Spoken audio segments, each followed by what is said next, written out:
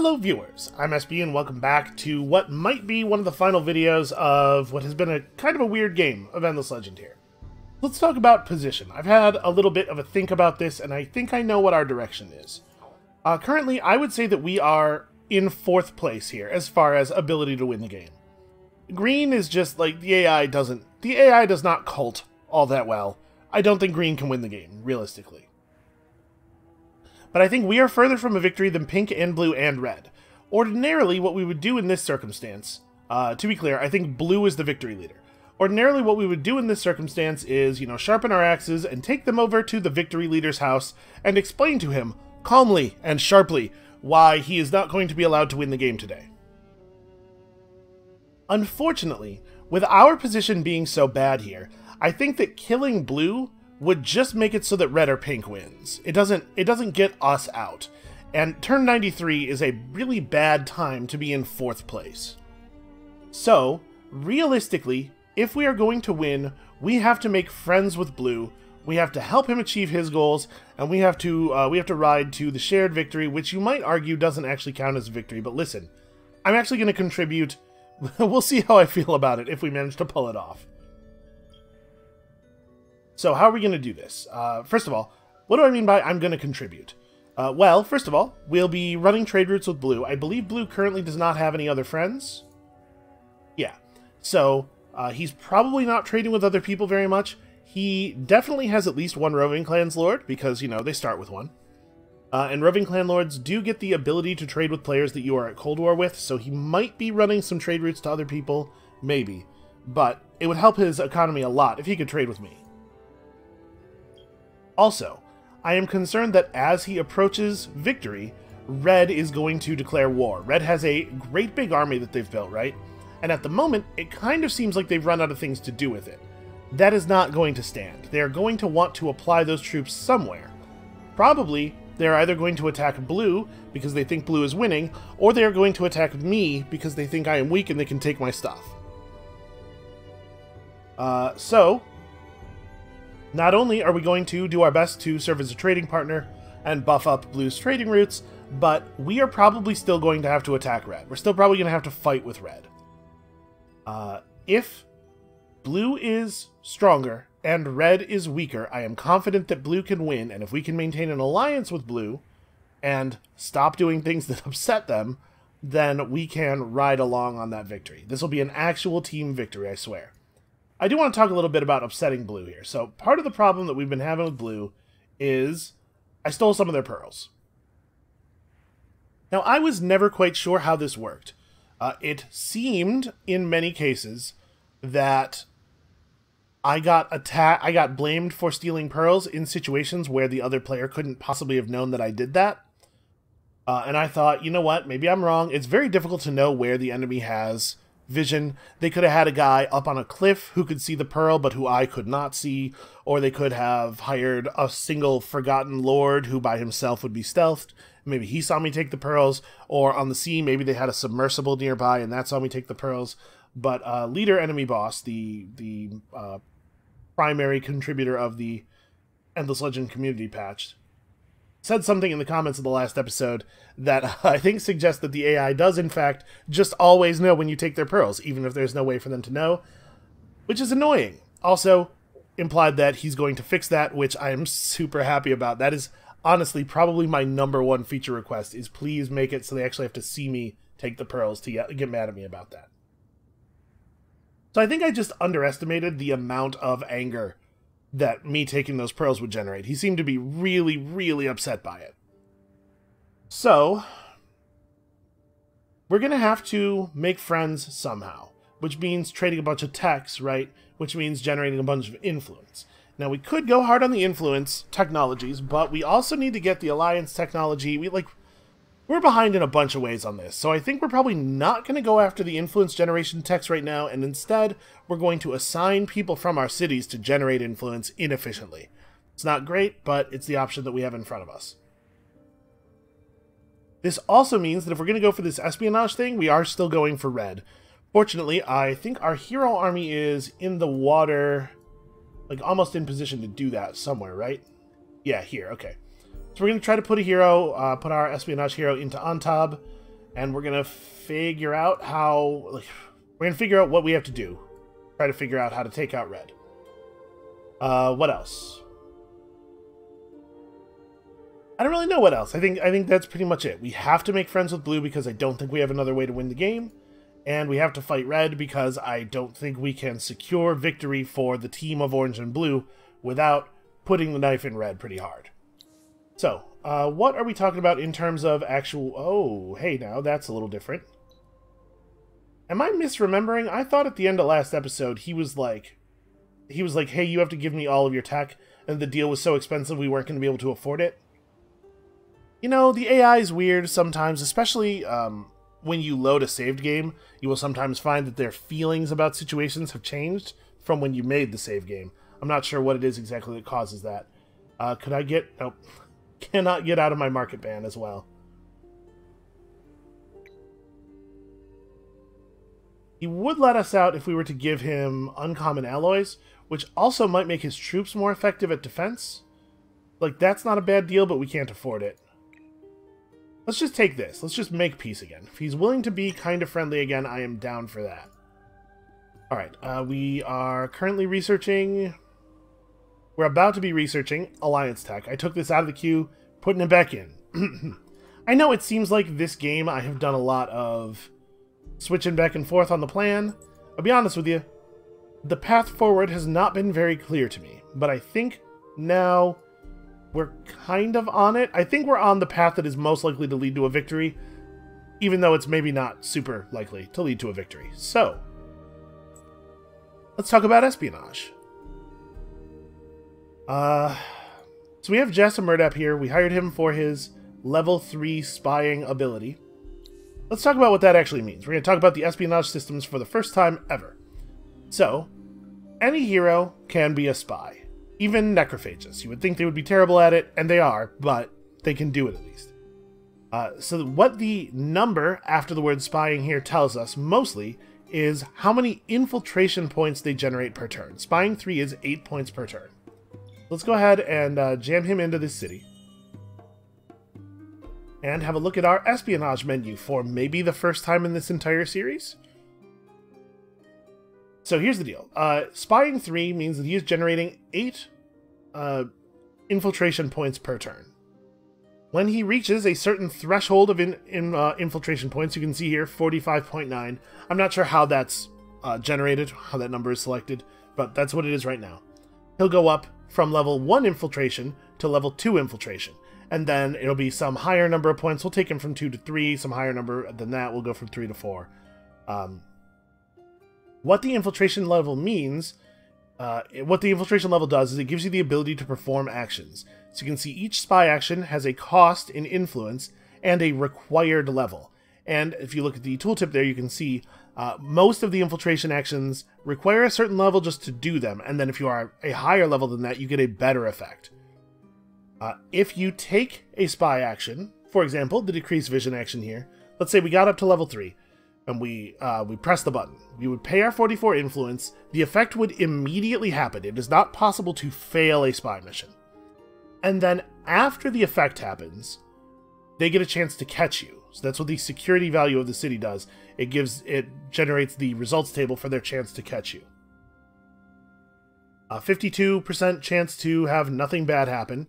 A 37% chance for our hero to get wounded, which means, I think, lose like half of their health. An 11% chance for them to get disabled, which is like damaged out into the academy the same way as if they got killed in combat. And then a 0% chance currently for him to be captured. I believe in order to have a chance to capture you, the security level of the city has to be pretty high, which means they would have to research and then build some security buildings. If our hero gets captured, he is unavailable to us. He becomes the property of the other empire, and he becomes a trading term. We can trade for his release. I don't remember if he gets eventually released for free. It might be like 20 turns or something. Honestly, hero capturing, spy capturing really doesn't happen that often. Honestly, infiltration in general doesn't really happen that often. So, provided that he does not get captured or disabled or wounded to the point that he becomes disabled just by damage, His infiltration level will reset to 1, and he'll gain a number of seniority points equal to the level he was when he performed the action. And then from then on, every turn at the beginning of the turn when he gets his infiltration points, he'll get extra points equal to the seniority level. So as you continue to perform actions in a city, you get better and better at building up infiltration in that city, thus able to perform actions more frequently and able to get up to the good actions. Once we perform an action, there's a pretty good chance that the AI will immediately attempt a roundup. We saw roundups in a previous video when I did some of them, but basically it's a way you can reduce the output of the citizens in the city to raise the security of the city for a time, and then get to perform a spy check at the end of that time, regardless of whether or not the enemy does something while the security is climbing. If we perform an action, there's a pretty good chance that they will perform a roundup, so we want it to be a good action, because we're probably going to have to bounce from the city. It's very difficult to build up seniority against the AI. This is part of the reason that I don't use spies a lot. It's a lot of investment, and the chances of getting to build up to good actions are pretty low. So what we're looking for here, probably, is the decreased morale action, which we saw used on us extensively in a previous game. Minus 45% attack and defense for all units for 10 turns is a pretty serious debuff. We also could use the steal vision action to get vision over his armies. You'll notice that this one doesn't necessarily tell the Empire that you're doing it. A lot of these will notify the target whether or not you get caught. If you decrease population or decrease morale, they will know, right? Because if they were paying attention, they could know whether or not they were notified. They'd be like, huh, how come my city lost a point of population? There's only one thing it could be, right? Stealing vision you can do sneakily, though. You can also decrease diplomatic costs, so you can sneak a spy into an empire that you want to be friendly with, and then, dump the cost of a good deal or something. We also could damage fortification on cities. This is something I like a lot. If you build up to level 4, infiltration level 4, and then you do a fortification damage action, it removes the fortification from the city entirely. And it doesn't matter if your spy gets caught, probably, because you're just going to take the city the next turn anyway. That one can be very, very powerful. So, I would say that an early steal vision just as soon as we can do it, is probably a good idea, just to get an idea of what's going on in his empire. And then use the seniority from that to either decrease morale or damage fortification, whichever one is most appropriate. Certainly something we can try. I don't know whether this is actually going to turn out to be worth the investment, but I also I'm desperate. Basically, I'm desperate. So we are in a lightning space right now. Let's make sure that's not true here at the end of the turn. And I guess we're just waiting for a while. We probably still do want to assign some people to influence, because we need to generate enough influence to make the alliance deal, and I don't know that we currently are going to be able to do that. So the question is, where does that happen? We don't have any cities that are particularly good at producing influence. But we could take some cities that are not super great at producing things in general.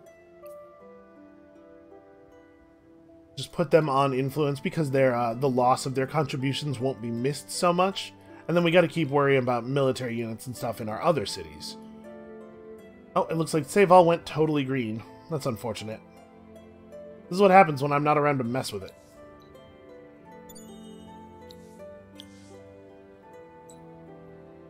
What were you doing? You were probably just getting back in here. So apparently the AI cares about pearl stealing way more than I thought they did, and we should be cautious about that in the future.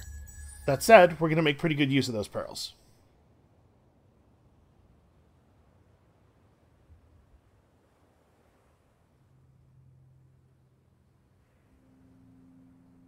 Oh, right, I didn't really need that guy to be in that city. I was just running him back over here so that he could search ruins.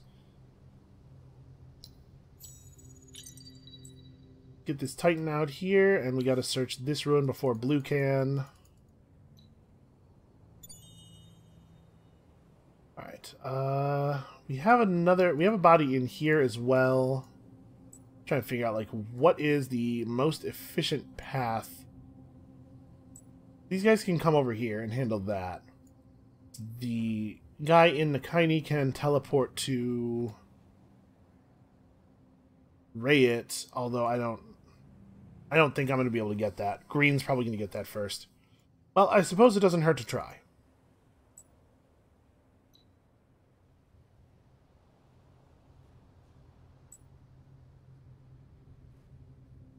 Okay.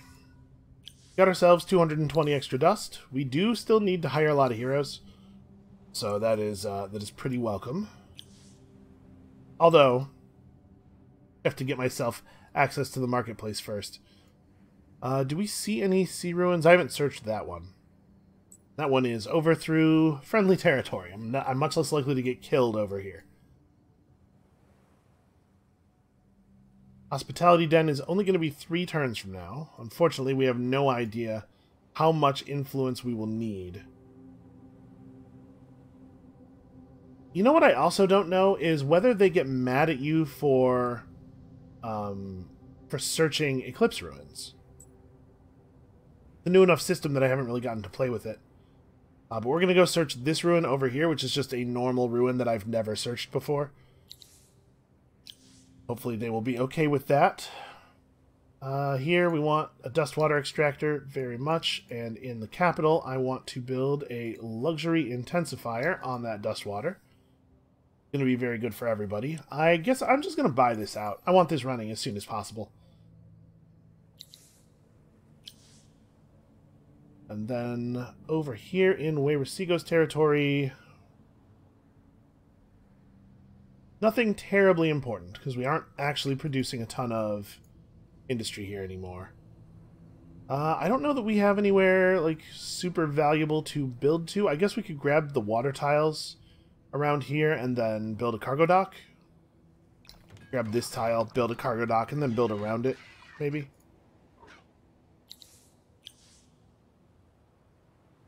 Three turns until the hospitality den is done, and then we'll know how much influence we need. If we're going to keep this Empire plan going, remember we need 140 influence for that. Plus, oh my god, we're not ecstatic anymore. Well, that's terrible. How do we fix it? Who's not happy? Who in this empire could possibly be unhappy, I ask you? Are there any cities that don't have both a sewer and a central market? Because that might be the source of the problem. Thought I had built all of our approval stuff everywhere, but if that's the case, I can't imagine why we're not fervent anymore. Nope, Gadanak. Nope, never mind, it's not Gadanak. Gadanak is perfectly happy.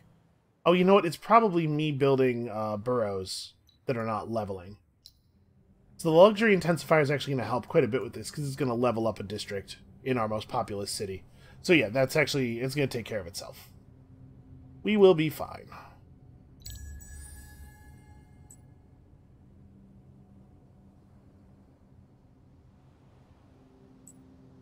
Gold per turn dropped, dust per turn dropped precipitously there. I assume that's our wine booster ending, maybe? We just reactivate it.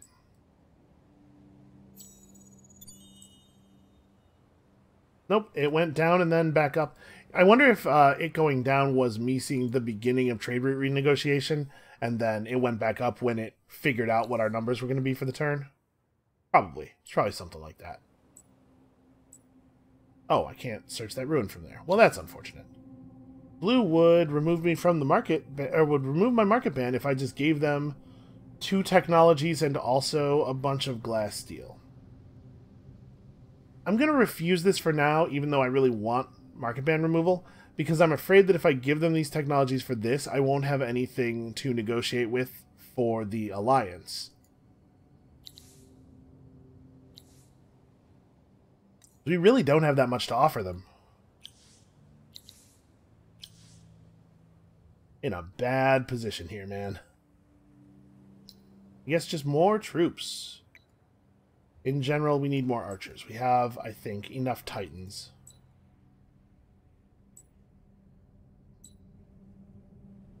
can work on that. You can go get me this.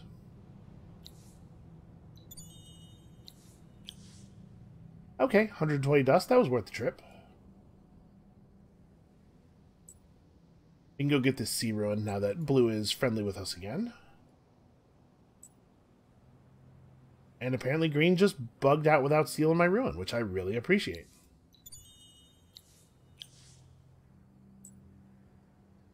Anytime I see a single unit on a ship by itself, I always think it might be a settler. And obviously I would not be super down with that being a settler. Let's get... I don't really care about Pixie Blood. Pixie Blood is definitely the least valuable luxury. It increases the health regen of units. Actually, I don't even know if that's right. I was going to say it increases the health regen of units in cities. I assume that's what it does. It might only affect units that are standing in the garrison. It might affect units that are both in the garrison and actually just in an army that's on a city tile. I'm not sure which one of those it is. In either case, that's a very narrow use. When you need it, it is a powerful thing, but very, very narrow. Alright, I think this city can probably afford to build an advanced alchemy lab, and then also just keep building districts. Boy, this district is going to actually get us no additional value. So, this district will at least level that up. In fact, it levels both of these up. Yeah, let's do that. And in fact, I want to do that first. Because that levels these two up, because now we have a triangle, and it also gets us 2 new water exploitation tiles, and since we already have a cargo dock here, that seems like pretty fantastic. Alright, mostly what we're doing right now is we are banking resources until the hospitality den is completed, and then we are going to figure out what we need to do to get on Blue's good side. And a big part of the reason I am banking resources is because I am afraid that he is going to ask for the moon, and we are going to have to go out and buy it for him. So yeah, I think the fluctuations in dust we're seeing at the beginning of the turn is our trade routes being unnegotiated and then renegotiated. This is concerning. Oh, pink is close to a scientific victory. That's interesting. I wonder if pink is more of a science victory threat than red is? I would be surprised, but maybe we do in fact have to go after pink instead of red. I'll be honest with you. I would rather do that. I think we have a better chance of beating a Roving Clans player than we do of beating another Vaulter. Roving Clans armies are fast, but they can't literally teleport. So their defensive abilities are a little bit weaker. Keep leveling up districts. So we were building down this way, trying to get close to that thing. Build here, level up that district. Then we can just keep building and leveling stuff up. You just get to teleport home now, I guess. How long am I at truce with green? It's just about to end. So, in theory, if we could catch him without a bunch of armies around, we could burn this village and get Rayet's point of minor faction population, finally. I think we want to teleport the Titan to... Gadanak, maybe? Gadanak doesn't have a hero right now. But if we were going to launch an attack on pink, it would come from Gadanak. You know what? For right now, I'm just going to teleport him to here. We might want to put him in that garrison next turn. You finally get to dive on this. Oh, spawned an army. Destroy all the bathyspheres in Sulet to earn the bathysphere tech. I don't really even want the bathysphere tech. Alright. Just going to key in a flea here. Not a technology that is useful to me. And every time you pick up a new tech, you are increasing the cost of future technologies. Alright. Let's see what we are on the hook for if we want an alliance. And I think we really do. Okay, we have pushed back to just over fervent, thanks to leveling up districts. I would really love it if we could get the whole city of Elmkaya back to Fervent, though. That'd be nice.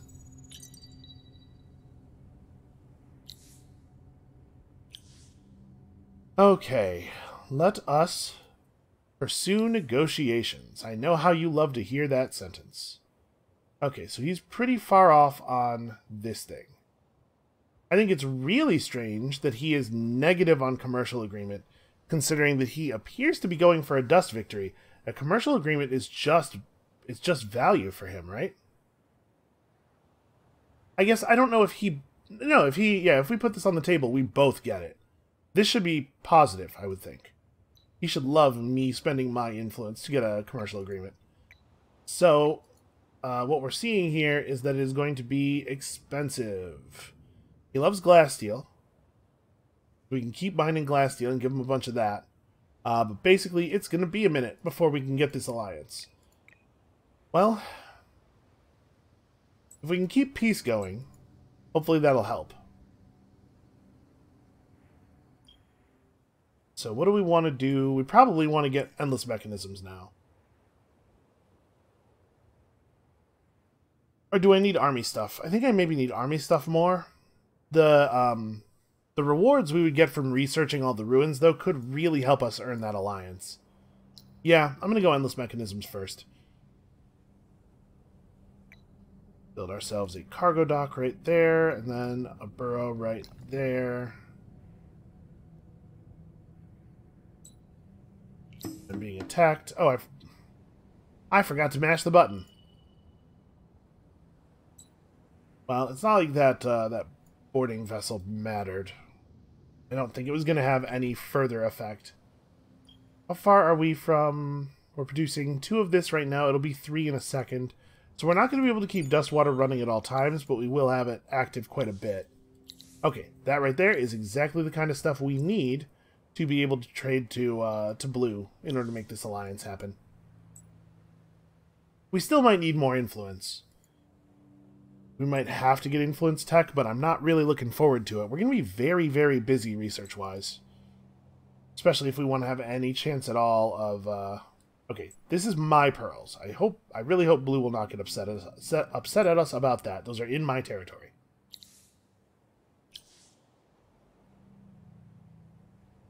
We do just need to keep producing Marines. I guess that's what this guy could do after he gets back, is just teleport to Nakaini and try to level up the the necrophage who's working there. So we don't really have a lot of ruins left to search.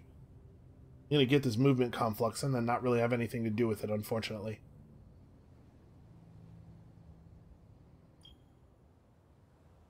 So let's reassess here. What does the dust victory look like? Blue is way ahead. Blue is actually gaining a significant percentage per turn. Hold on, 33. Let's see what that goes up to at the beginning of the next turn. We can get an idea of what victory progress looks like.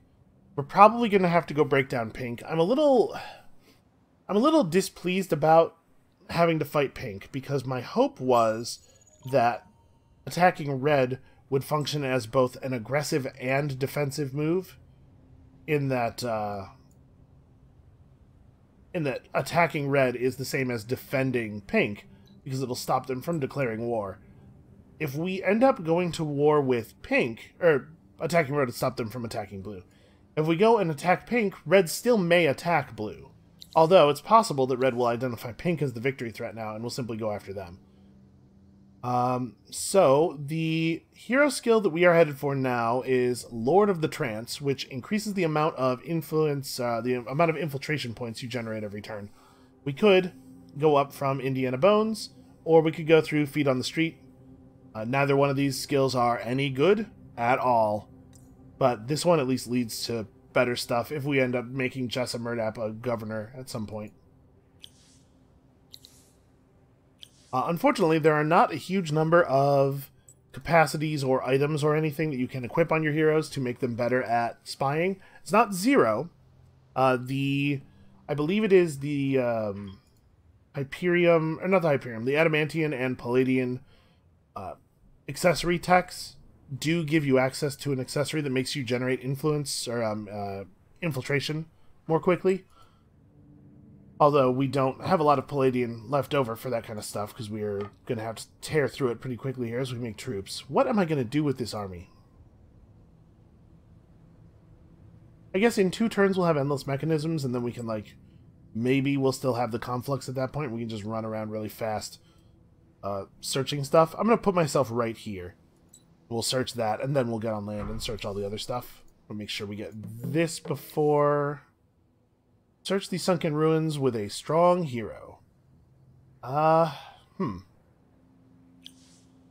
It is these ruins. I'm not sure about this quest. I don't remember what happens there.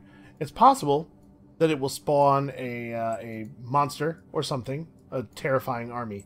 I kind of want to teleport our hero over and try it. Let's find out. It did, in fact, spawn something. Possible map points to probable treasure, at least adventure. So a thin tablet of some light metal is found amidst floating wreckage. Though it appears to be randomly scarred and scratched by age, it could be that those marks indicate undersea terrain, wind patterns, and locations of Fomorian fortresses. Is this merely sea flotsam, or, as one wizened sailor claims, a secret map? To get an answer, you will probably need a strong leader, a ready fleet, and a willingness to accept casualties. So we search the ruins... and nothing happened. Or rather, we searched the ruins, and it kind of seemed like a navy spawned over here, but then it immediately moved over into the Dust Blizzard. So I don't know what they're doing.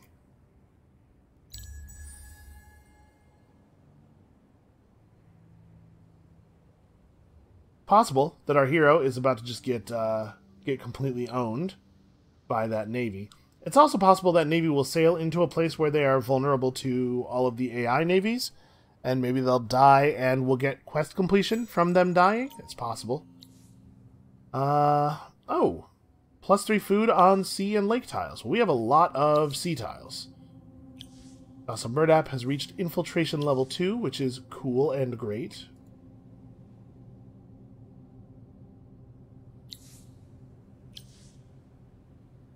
We finished our dust water generator, so what do we want to build here next? The city has enough industry that it might be good at building troops. Yeah, we're going to need some more Titans. I probably want to be like 3... In an 8-unit army, I probably want to be like 3 Titans to 5 archers. Maybe 4 to 4.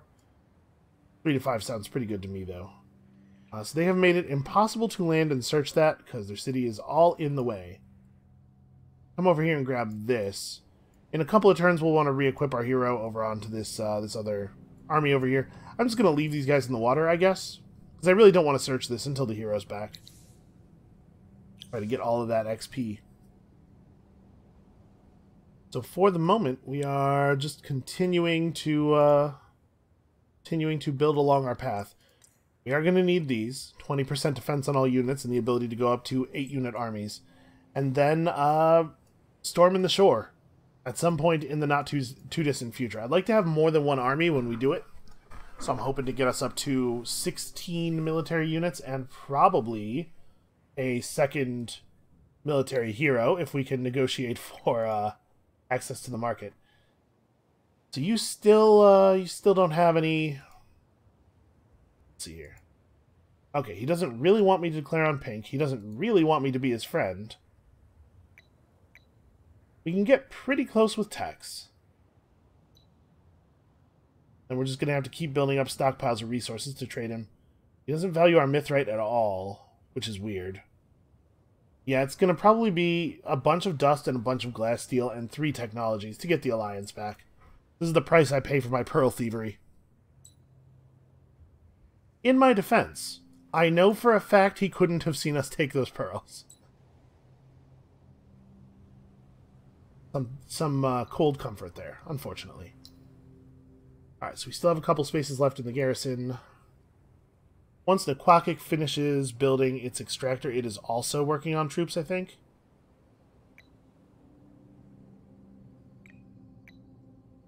We'll build the other Titan in a place that builds a little quicker. Okay.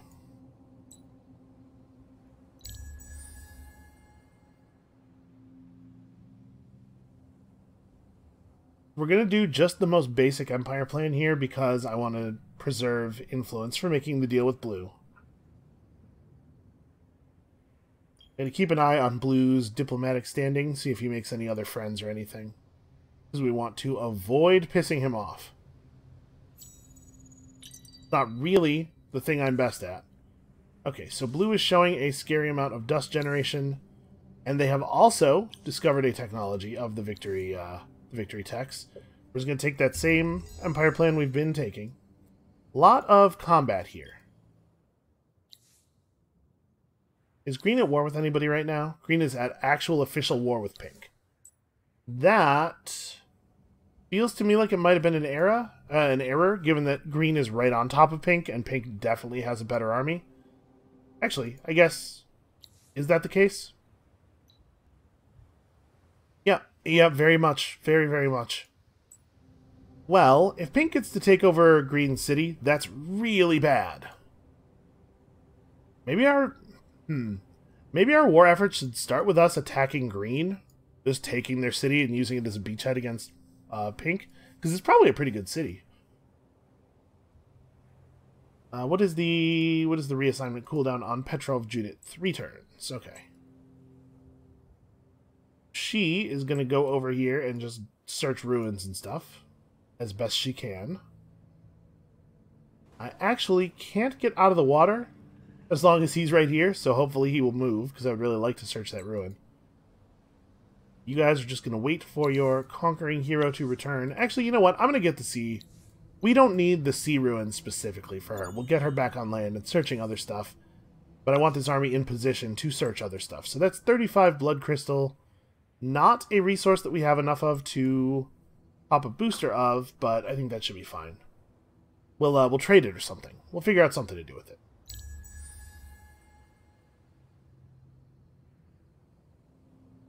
And pretty much as soon as we have signal core, we got to start getting in position. Ooh.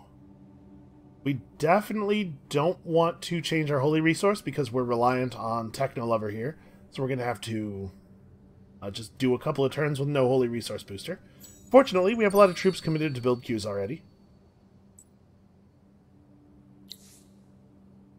Nope, I can't do that because if I do that, I will not be able to get the Alliance. We'll get the Palladian running again soon. And, yep, I'm just going to pick up plus 15% food in that city. I'm just going to really, really load up his city with food. And we're generating population now at a pretty good clip. Oh, nope, they... Really? Okay, please let me stand here, just for a minute. I will leave. Okay, apparently some enemy units eliminated the pirates, and so we got 320 dust. And if we return a unit to Piku's lair, we will get Piku's blade, which is actually a really good sword. It's like a phenomenally good sword. Which ruin is that? Is that one all the way out there? We don't currently have a hero who could use it. Oh wow, we got the Shard of Akariel just from a ruin, not from the normal Shard of Akariel quest. It's a shame we don't have any sword heroes. Alright, you can produce... Probably should not make a deep generator because we need the resource. I mean, how much do I need the booster to actually run? Oh, I need it running because we need to be able to teleport units, potentially. Never mind. The answer is a lot. Build me a burrow, or...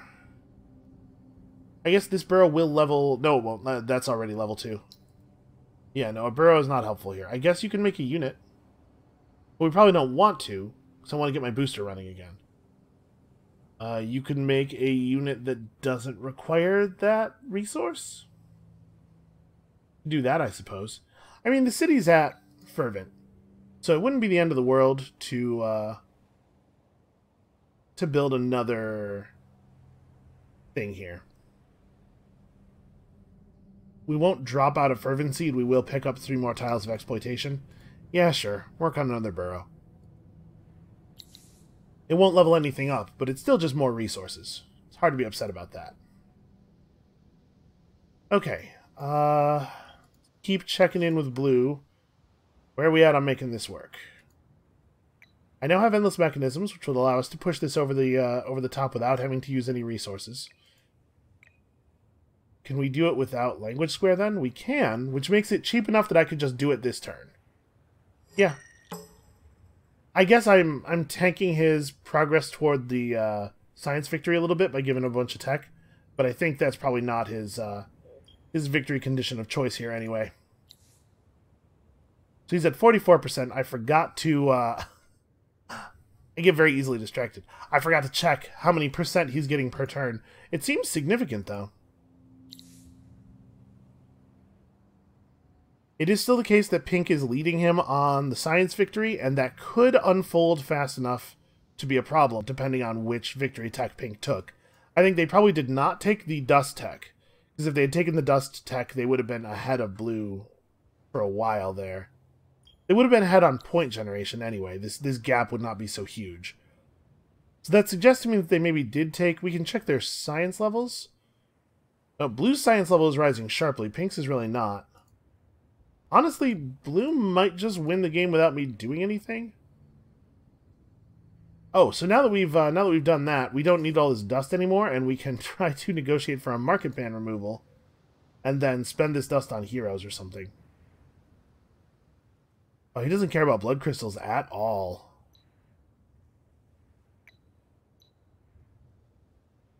Boy, I can't even get there with all of this dust. We can make it happen. We're going to have to generate a little bit more influence before we can. You can reassign in 2 turns. Well, we can go search this ruin and then get ready for the reassign next turn and search a bunch more ruins. We can get a bunch of XP on this hero pretty quickly here at the dawn of the endless mechanisms.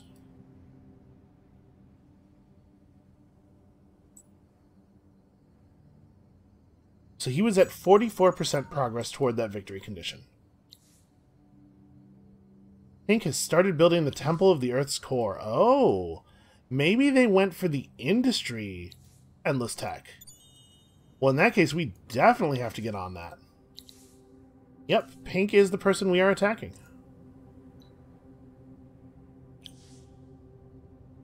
It's a weird situation. The capital cannot build another borough. We could just build this? Obviously, I want to be building units, but can't quite afford to.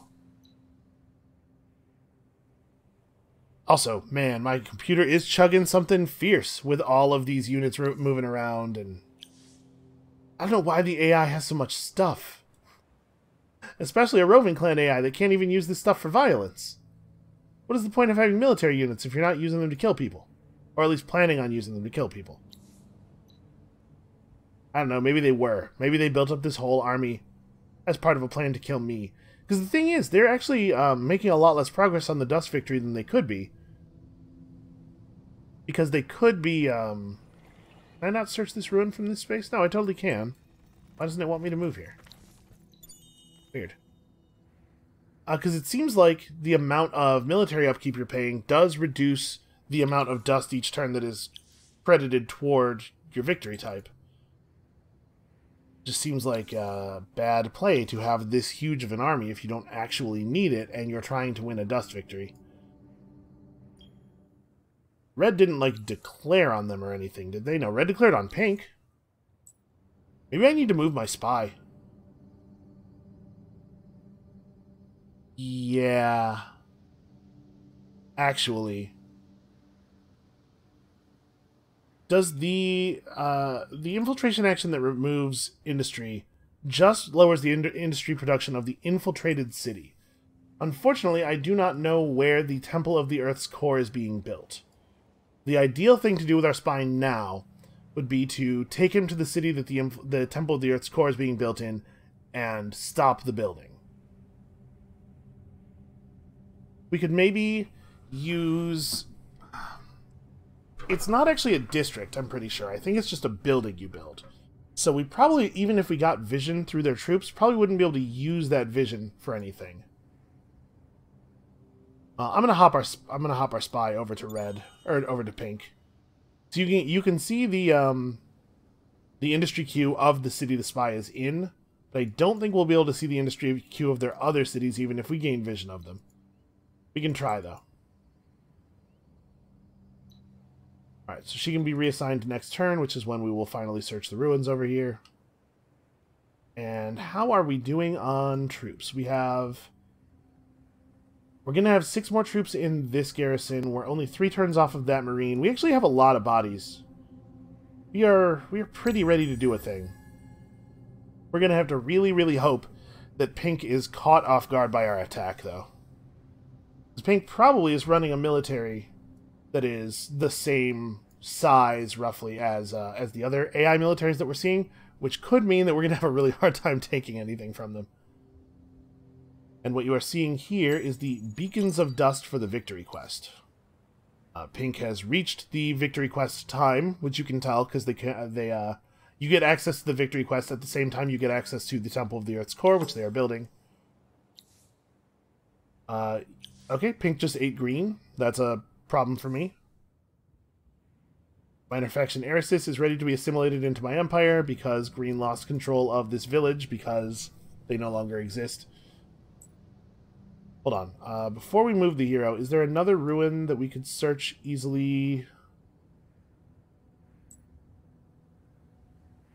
Yeah, we should do this a little bit. We should grab some more ruins over here while we can do that. Man, Blue has a lot of units just kind of milling around aimlessly. An army in New Delhi has 25 hydromiel for you. I don't care about that. That doesn't mean anything at all to me. I want these guys to move because I need to be in that spot to search that ruin. I guess we could run past them, maybe? Okay, this'll work. Actually, maybe I can't search the ruin from here? Yeah, it looks like that's actually cliffed. Oh no, never mind. It's so hard to see cliffs on the northern tile edges. Alright, so now we snap the hero over here. Trying really hard to get to that first skill point that has all the plus damage on it.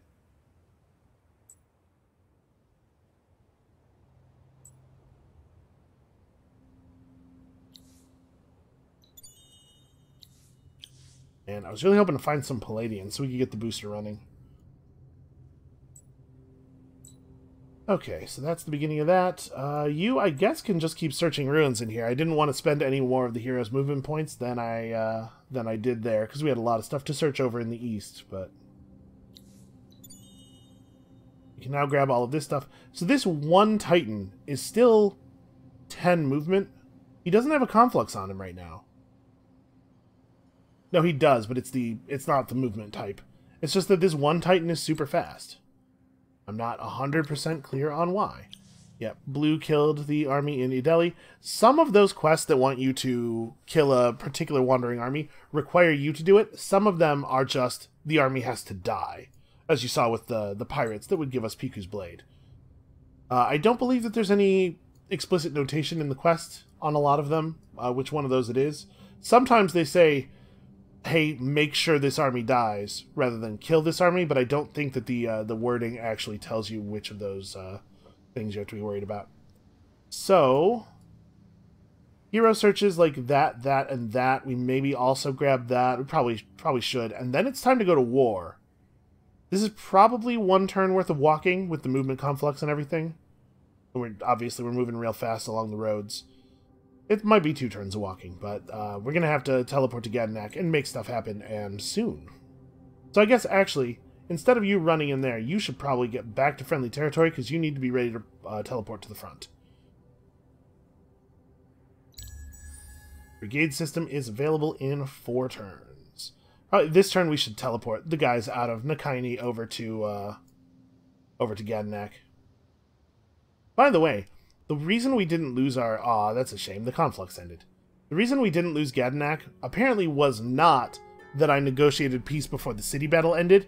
It's that the thing that was causing our fortification not to be applied to the battles was that the game internally was not considering them to be city battles at all. So the reason the city didn't get burned was because, from the perspective of the mechanics, that was two armies fighting, not an army and a city fighting. Wait, I just clicked the wrong... It's the button looks like, oh, it's an army, and it goes into a city, and I always do that.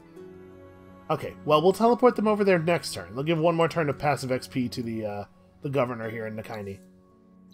I'm not used to looking at the teleporting cube button, because, you know, you don't have it with all the other factions. Alright, 150 dust, not too shabby. I hope we're providing some good value to blue. Alright, we're making some decent dust. How's my XP going here? Jeez, we're just a little over halfway through that level.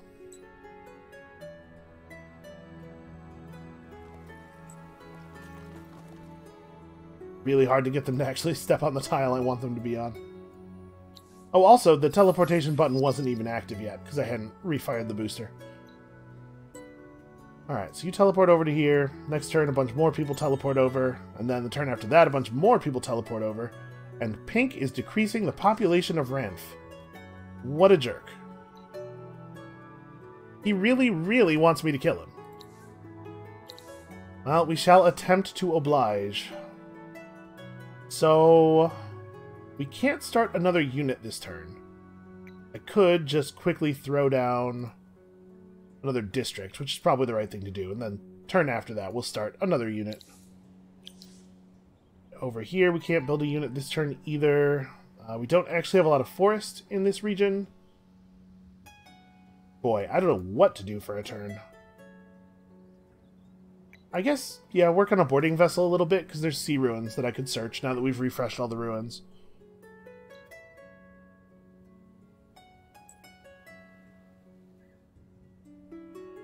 Yeah, I don't know. I don't know if we actually have a chance of winning this. We should probably try to get access to the marketplace again.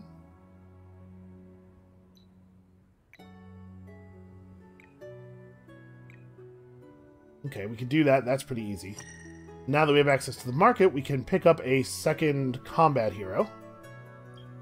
And then from there, we just hope. So Wayrasigo is a great governor. Not exactly what we need at this moment. Army boost 2. Initiative boost 2. Attack boost 1. Health boost 3. You know, I kind of like Army boost 2. That's a good generic thing, and it doesn't hurt that Alayi heroes are, in my opinion, one of the better types of heroes for actual combat. So I'm just going to equip him here. And let's get some gear on him. Definitely want... Oh, sorry, actually. Rather than personal regeneration, improved movement. He does not have Techno Lover, so we don't really need to make sure he's equipped with Palladian stuff. So I think we're going to give him Adamantian weapons. And also, the lid of this pot.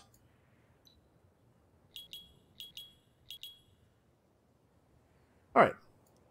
That guy's got some okay stats. What he really needs is levels. We'll work on it. And then... Are my troops all reasonably up to date? How close are we to moving into the next era? Not close. Alright, so we're going to get this. Then we're going to want to get access to some accessories. It might be a good idea to go for rare armor next, actually. They'll give us the Mithrite accessories are not so good, but Mithrite armor is pretty good. And I do want the accessories from this tech. I really wish we could have gotten the tier 3 version of this. I'm not sure which way is correct to go first. We're going to go for this one. Armor can make a big difference. The dust armor is only okay. We can do a lot better than that. Alright. So this turn we teleport all the troops from Nakaini over. And we merge up the two armies. We have this guy just go and grab that ruin on the way to Nakaini, because we can't teleport him over this turn anyway, because the city's already going to be full. And then we'll teleport Petrov Judith's troops over next turn, and then we're in attack position. And it's just a matter of vision and map embargo. Weird. Doesn't really hurt me. I think it's fine. It's just weird.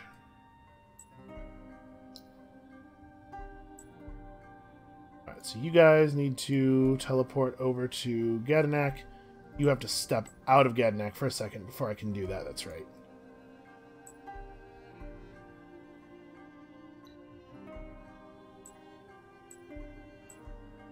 Okay, that's almost a full army.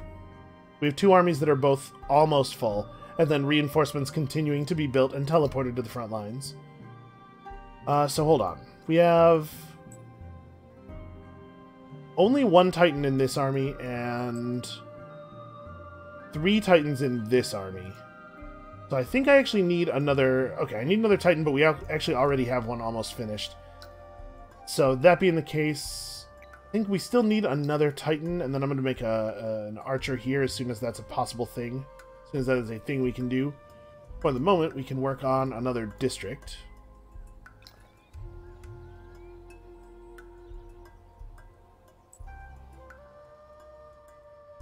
You know what? I'm going to teleport this guy to here. We can merge these two armies up this turn. Alright. So 2 Titans in this army. Yeah, that's good. 2 Titans in this army, another Marine in that army is what I would like. Alright, let's get in position here. You guys can just run out and search stuff. So, part of doing the victory quest involves searching the ruins that have the shafts of light over them. I'm not too worried about Pink doing that because of the fact that, well, because of the fact that I think they're going to go for the Temple of the Earth's Core first. We got to try to make that not happen as quickly as we can here. Unfortunately, Jessa Murdap is going to take forever to build up. What on earth is that they're building? I don't even recognize that. It's not the Temple of the Earth's Core. It is the Well of Dust. Huh. This is a building from later in their faction quest, I guess. Interesting. How's Jessa Murdap doing on infiltration points? He'll be... yeah. He's not even going to be able to give us vision anytime soon. Having vision of all their units might be really useful. We might go for the morale penalty instead. I don't know. We'll see. We'll see what it looks like on the night. But unfortunately, we're going to have to wait until he gets to level 3 to do either one of those things. Right? Is that right? Decreased vision and decreased morale. Yeah, both require at least level 3.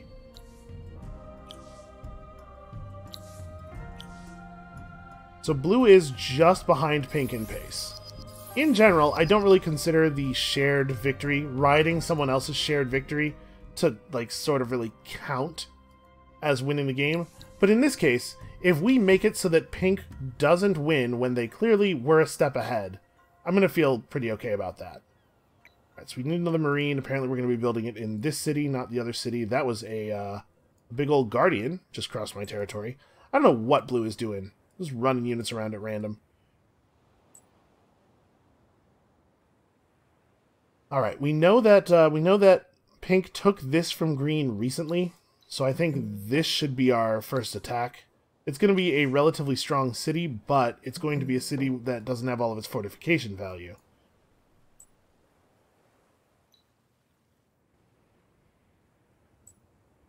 Okay, teleport over.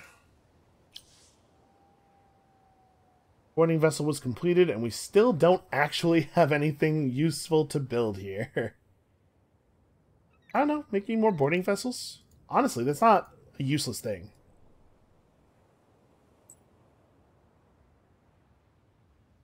It's like they were able to clear green out of this area.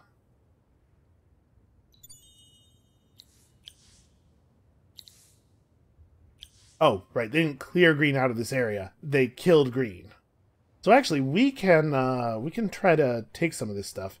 I guess my boat is actually pretty vulnerable at the moment. Okay, I failed to complete conflict resolution because somebody else killed the army. That's fine. That's fine by me. Alright, so we're going to have brigade system. That's 20% extra defense on all of our units. We're rapidly moving toward getting some better equipment.